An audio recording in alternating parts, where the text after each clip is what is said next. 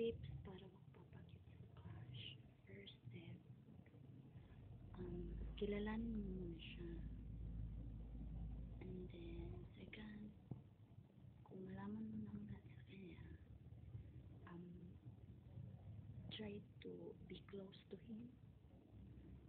And then, if, be friends with him. And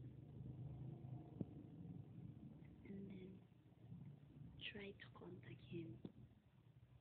If possible, mag-text meet kayo, then know each other, and then pag malalaman nyo na ang mga isa't isa, then try to tell him that he's your